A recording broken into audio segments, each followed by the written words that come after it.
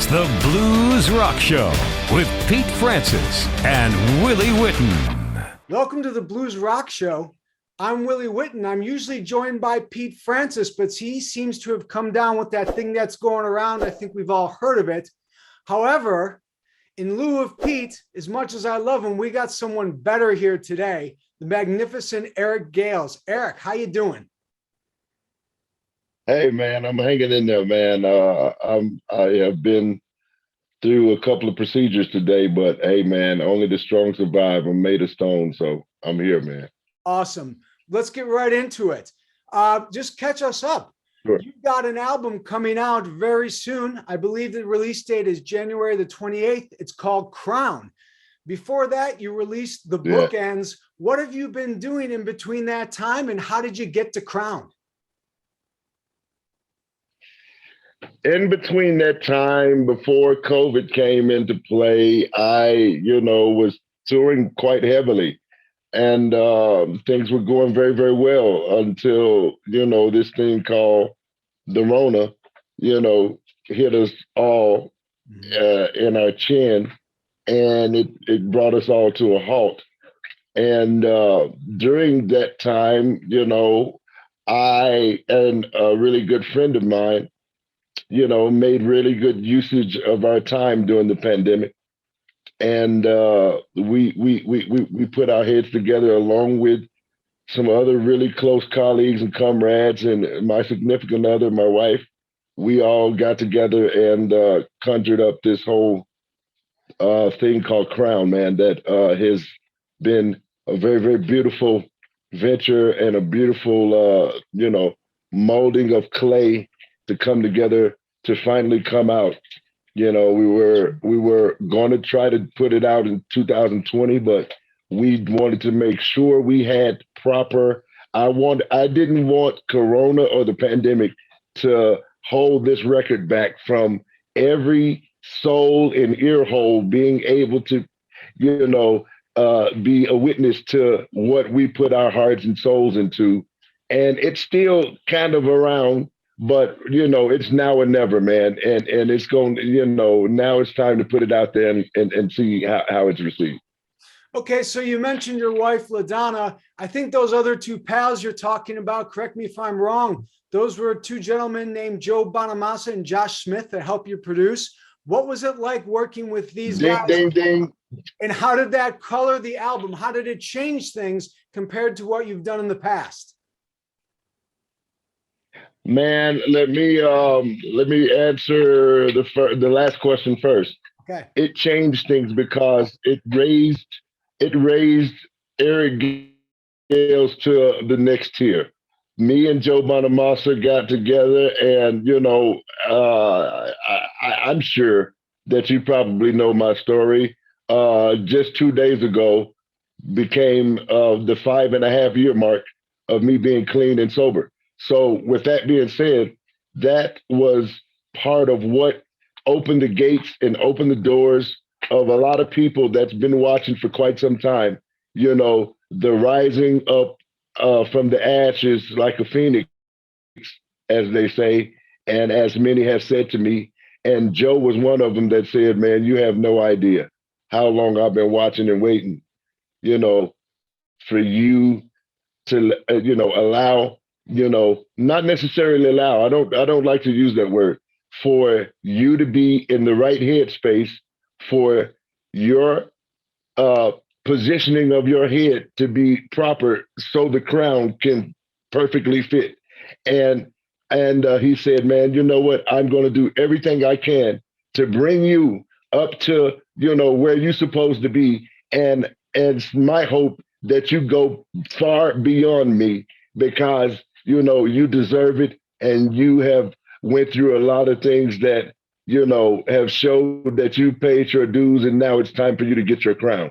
So that's how the whole story of Crown come about. And then we just decided to give Crown a life of its own and do something that we were giving to the fans.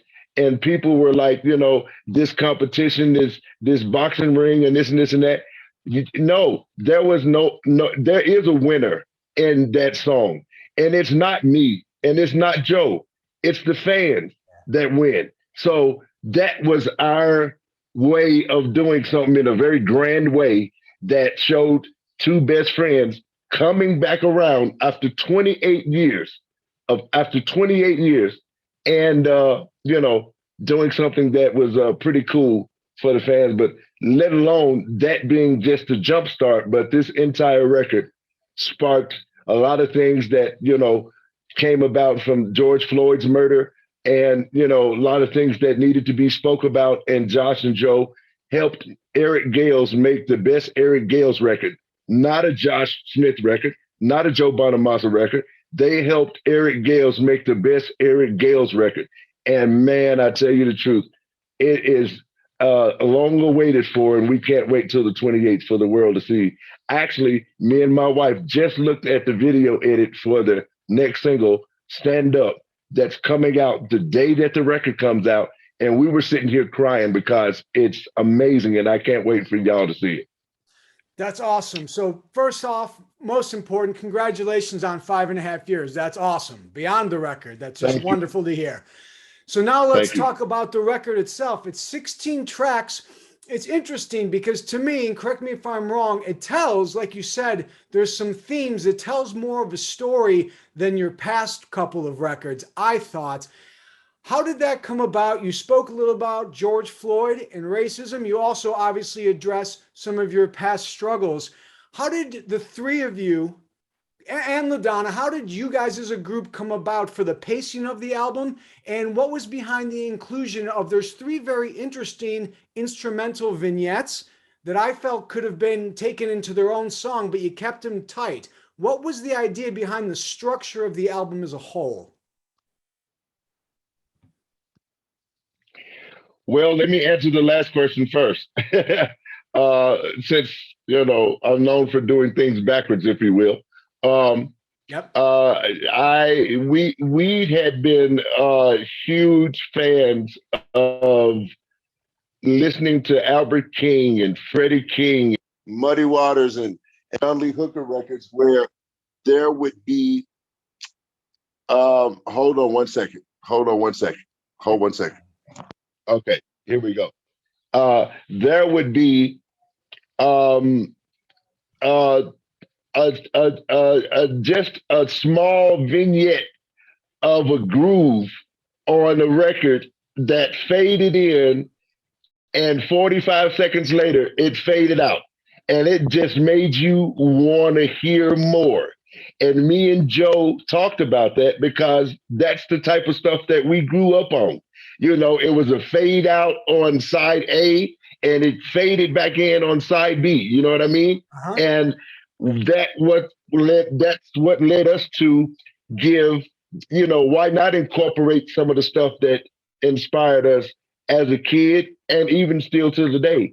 And that was what caused those, small little vignettes, and those were how we named them was sayings and quotes that I would say around the studio. Man, man, I had to dip. You know what I mean? He was like, yo, that's a title right there. And then, I told him how when me and my wife first met, we was cupcaking. Cupcaking means that you were on the phone 24/7 with that girl that you love, and your nose was so wide open. It's called cupcaking. You on the phone cupcaking all night. He was like, yo, I love that title. You know what I'm saying? And Rattling Change. Rattling Change was something that I told him that when I first met my wife, I didn't have nothing in my pocket but some rattling change. You know what I mean? He was like, yo, that's a title.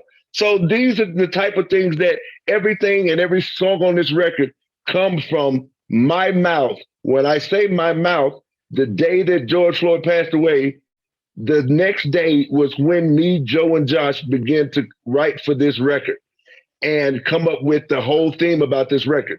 And I just started to spew out how I was feeling. I was angry. I was frustrated. I was infuriated. I was fed up. I was in shock. I was in everything. I thought about what made me any different from George Floyd. What made that situation be any different from that could have been me that happened to? And I was just talking about my emotions and my feelings. And Joe said, Eric, I promise you, I stand with you on everything that you're saying. Please don't stop talking because this is the material that we need for this record. And that's exactly how it happened. So then we called our good friends Kev Moe. We called Tom Hambridge. We called James House. And we all put our heads together, man. And they helped me tell my story in this record. And we all cried every day in the studio. There wasn't a day that passed by. Every song was so intense and it was emotional. And this record, man, it had some topics in there that I feel that needed to be expressed. And Josh and Joe, like I said before, helped me come up with what we thought and what we felt and what mainly I felt like was the best Eric Gales record possible. So we're talking a lot about you and the interaction between Joe and Josh. I want to shift gears a bit, but in the same vein, your wife, LaDonna, how big of an influence is she on the way that you feel, the way that you write, and also using her musical abilities and giving her the spotlight on a song like Take Me Just As I Am, which I thought was one of the coolest, best tracks on the album. I think sometimes she doesn't maybe get the credit as maybe you other three guys are getting. Talk about how much she is an influence and a lift to your team. Man, you have no idea. First off, when we first met, she told me, that I see everything that you've been through in your life just by watching you play.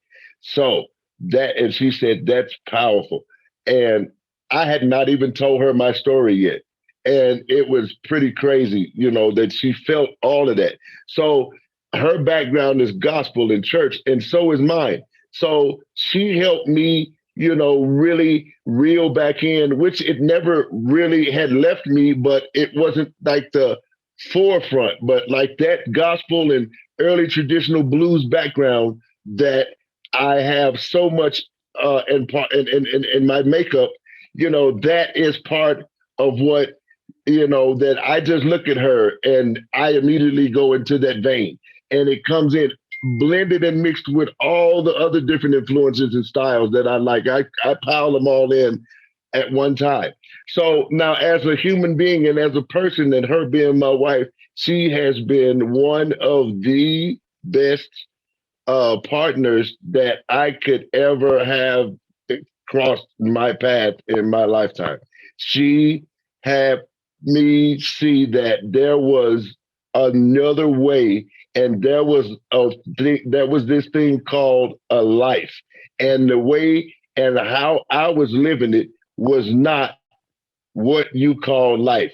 And she says, the moment that you begin to care about yourself, Eric, you are going to see what is going to begin to open up for you just because you decided to take your life back and not let the ball and chain control you like it has for the past 30 plus years.